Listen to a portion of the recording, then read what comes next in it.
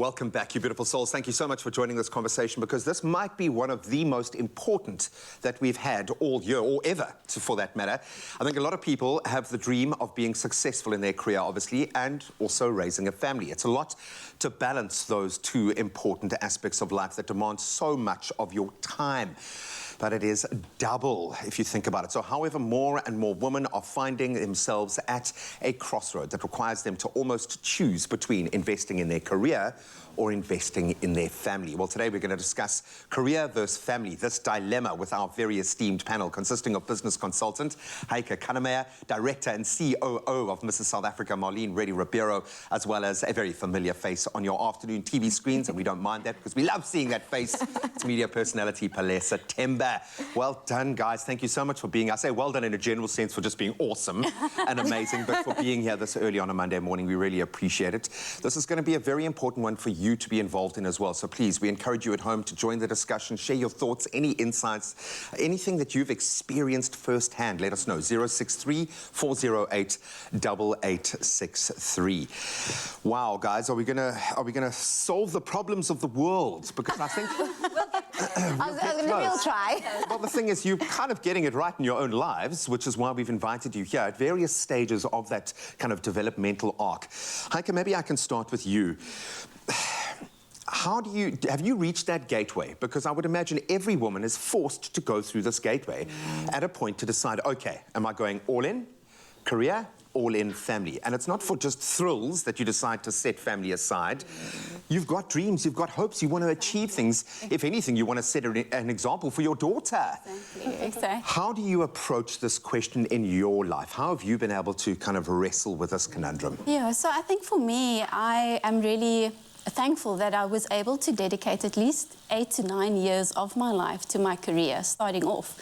And I think, you know, it wasn't quite planned exactly that way, but it just so happened. And I'm really thankful for that, because I was able to start right at the bottom as an intern and grow then, you know, as a senior person within my career, and then also at the same time as a business consultant or owning my own business. So I really had that kind of step ahead, and then going into, you know, having children and, you know, then looking back and saying, okay, I can, after maternity leave, go back to work feeling confident in my skill and my ability, and really growing first before really going, you know, back to work and really owning that space as well. So I'm thankful for that I was able to do that. You paid your dues. Exactly. You've got to do with business. You've got to climb that ladder. Exactly. Palesa, where are you at, girl? Because you have invested. Rhodes University, you've invested in your education, you've invested in this incredible product that you're offering in terms of TV. Yeah. Tick tock, tick tock. Oh my goodness, Graham. You feel Graham. that clock ticking? Do you feel the pressure to go out there and take that step? Absolutely, now more than ever. You know, it's actually quite interesting, because I've always thought that by the time I hit 31, I'll have the marriage, I'd have the kids, I had this whole plan for my life. Fast forward, now that I am 31, I'm knocking on 32's door, and I'm just like, if I want this full-blown family that I've always dreamed of, this mini soccer team, nyana, I gotta get going. However, the pressures of work are sitting here. I'm traveling the country, I'm up and down. Half the time I don't even know where I'm flying to. So at what stage then can I now fit in this entire responsibility? It's almost like you've got to earn the right. And I'm sorry to say that, because it's like women have to then work twice as hard to earn the right to have a family. So you've got to get it all bedded down. For instance, become the head of a massive organization doing incredible things. But it doesn't seem like you're sacrificing one for the other, which I know is probably not the case. I'm sure there have been many sacrifices along the way. What have those sacrifices been to get to this point where you can be both a COO and a doting mother? How have you found that balance? I don't think there's a perfect balance, and there's a lot of mom guilt, I think, is a key word. I'm sure these ladies have experienced a bit of that, where you feel at times that maybe you are sacrificing too much of your family time. But for me, I think it comes with the support and drawing on my parents or my partner or the sisterhood to step in when I simply cannot be there. And it's not hard. I mean, it's not easy, but there is a lot of mom guilt still. Yeah, and I think, unfortunately, that comes with the territory. You do need those support structures around you.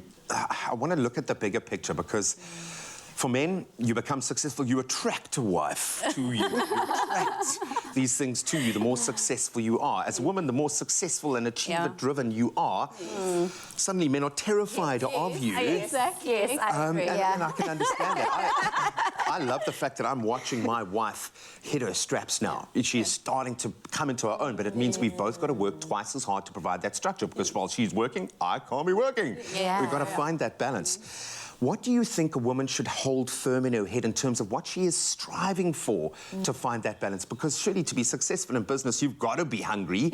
But to be successful as a mother, you've got to set everything else aside. So how do you keep that focus? Yeah, I think it's quite an interesting one. You know, I thought back actually about it, and it's quite interesting because a lot of people, I find it very difficult to believe it. What you said as well is that some people find me intimidating, and it's really so difficult to believe, and I'm sure the ladies have experienced that as well. And I think that's, for me, you know, if I'm really open and honest, and, you know, if you ask a question, I have to say that there is this huge factor of, you know, as you said, men, you know, when they have the career and the income and everything, it's like a magnet for women in some way. But then when the woman tries to achieve the same, it kind of seems that it's intimidating to men. The partner choices disappear. Exactly, exactly. And but I think, you know, the smart men like yourself know that, you know, women, even though successful and independent, they still need the love and support and want to share their lives with someone.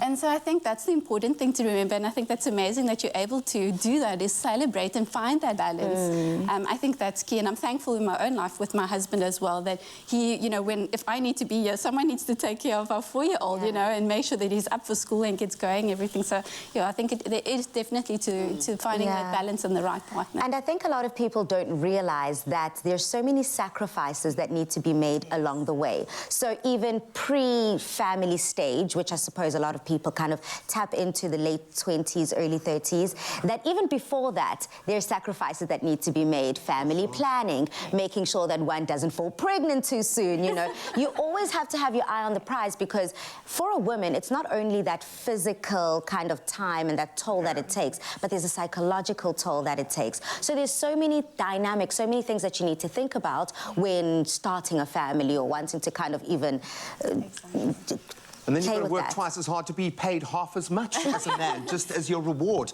And we're going to continue with this discussion. I know this is going to hit a lot of nerves, but hopefully there are going to be some gems in there that can show you the way for the next step in your life. 063-408-8863. Drop us a voice note. We'd love to hear from you. It's my feel-good breakfast show. Welcome back as we continue to discuss career versus family.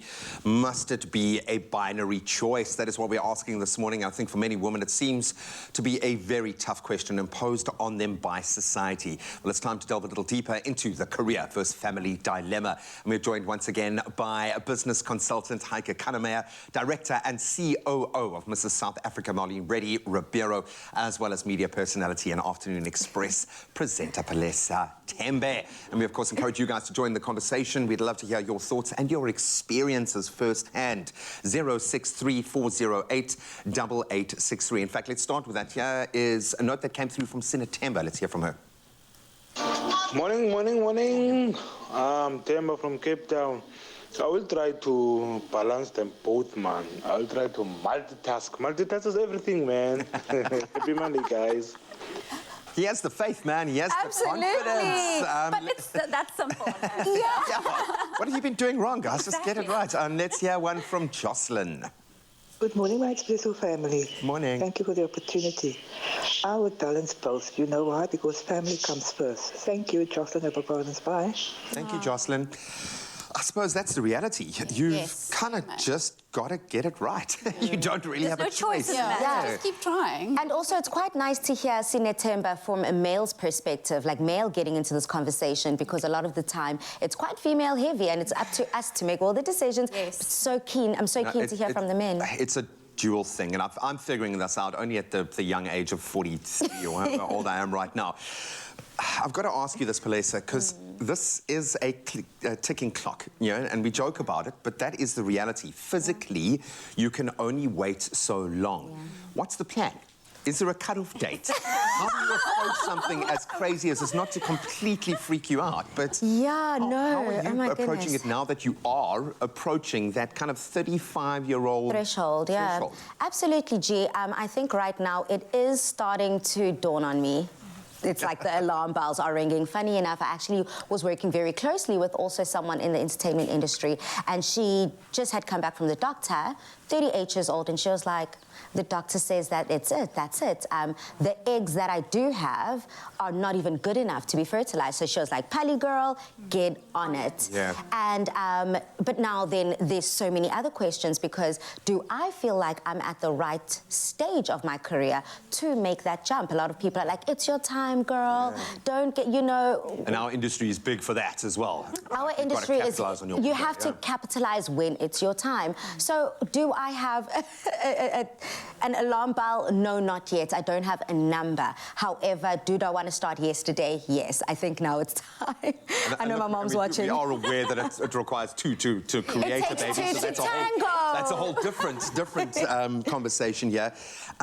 Heike, when we look at this, it's starting to dawn on me that as much as we'd like to provide a different solution, there might not be one.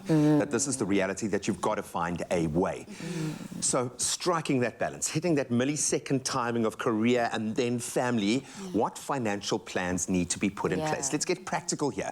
What should a woman be focused on doing from the second they enter into their career path, building up to that point where they can take a step out to start a family? How do we approach that, do you think? Yeah, I think it is a very tricky balance, and there isn't I mean, everyone has their own unique lives, careers that you need to follow, and, you know, you never know which way it's going to go. But I think, you know, very interestingly enough, you know, just doing research for this conversation I was very surprised to understand that, you know, at the age already of 35, you need to consider, you know, what it looks like in terms of, you know, going for fertility treatments. Yeah. And that for me is quite a shocker. It's quite scary. It is honestly, having had a front row seat to watch someone very dear to me go through that process, honestly one of the toughest things that they've ever had to experience. Yes. It is really, really difficult. Yeah, so I think, you know, we just had the conversation. It's very difficult to find the balance, but really I think the important thing is when you are young, you know, after finishing your studies and entering into the workplace, is really to give it your best shot at that particular time. And then when you are heading, you know, depends again on everyone's career is different, but when you are heading towards your, you know, the 32, 33, 34, you know, if you haven't yet found a partner and, you know, made your plans in terms of family plans, then you do need to seriously, you know, consider, you know, which way you're going to go. And of course, it can also just financially get costly thereafter, you know, thinking about fertility treatments, procedures, etc., etc. So yeah, it's a tricky balance, but each one for its own. I think you know, you need to do what works for you. I think that's important. And that's the crazy thing about life, is just when you think you've figured out your calling, you have kids and that seems to be it. Or you have kids and then go and find another career and that's your calling, and that's what life does to us. It continuously throws us curveballs. I want to find out from Arlene in just a moment what a career-driven woman brings to the family. Let's flip the script a little bit. I want to be a house husband for just 5 minutes. I'd love to feel that. But we are broaching a very difficult conversation right now. Career versus motherhood. We'd love to hear from you. 0634088863. It's my feel-good breakfast show. Welcome back as we're back into our discussion on career versus family, which seems to be a choice many women must face under unfair scrutiny at some point in their lives. Yep, it's a tough draw, and we're joined once again by business consultant Heike Kannemeyer, director and COO of Mrs. South Africa, Marlene Reddy-Ribeiro, as well as media personality and good friend Palesa Tembe. And we encourage you guys to join the discussion. 0634088863 is our WhatsApp line. In fact, we had a couple come through. Let's hear from Kabelo. Well, very good morning to the Expresso show and the rest of the team. What I think is more important to me between my career and raising a family is a career success. Because if you're successful, you're able to take care of your family, you know? So, yeah, I think career success is important. So, yeah, thank you. It was a dirty trick using the kid to reinforce his message there, but we pick up what you're putting down, Kabelo. Let's hear from Nompelo. Good morning to you all. My name is Nompilo, and given a choice, I would choose both. I would try to strike a balance between my career and I also strike a balance between raising a family, because both of them are important. In this economy, we also need the money, but you also need a family to go back to when you have achieved all the things and you have the money. So yeah. Yeah, speak it, Nompilo, speak it into existence. Because that's the bottom line here. Yeah. And are we having this warm, fuzzy conversation for nothing? Because the reality is most women in this country have to work. Yes, They don't have a choice to just sit at home and have it. We've got so many child-run households being run by girls or gogos in this space. So let's look at the empowerment that comes with having a career. Why do you think it's important to bed that down? And if Kabela was right, success in that career gives you the opportunity to be able to have a family. But what do you think you bring to the party, being a successful mother? Well, I think the research shows that working women are more confident. They're more obviously financially stable. They are positive role models to their kids. I mean, you want to teach your children to be independent and successful and passionate and driven. Especially your daughters. Especially daughters. You have to be that example. And I think it's just great to live in this day and age where there's no archetype. We don't have to be one or the other. Yeah. We can be whatever we choose to be. And you really can. You really can do that. Yeah. I'm saying that to you. You can do it, Vanessa. You can get it right. You know what? I'm actually at a stage right now where this is exactly what it's all about. I really am looking at those older mentors who have been able to do it, the Masitsana Kumalos of this world, the people who have been able to still have a stronghold on the entertainment space, the media space, the entrepreneurial space, but are also holding down that mommy role with her mini tribe. So for me, that is what it's all about. I think I really have been wanting to solidify my name within the entertainment space and within the business space. But I think now it's time that the successful, as Kabelo said, that career success, now that it's kind of running itself quite safely, I think I'd like to say, now it's time for me to back it up and be able to have that balance. Before, I didn't think I was able to balance it, but being able to talk to such role models for me is showing me that, okay, there are ways around it. It is possible. Well, they haven't just done it. They've excelled. And we've got so many shining lights of what women can do, sitting right on this couch. Every day in our studios, we get to meet these incredible women. To those haters, to the naysayers, to the people, and you've got to swim upstream. I understand that. What do you say to drown out that voice? Yes. Well, I think for me, the one thing is I've never really been fazed by gossip and chitter-chatter.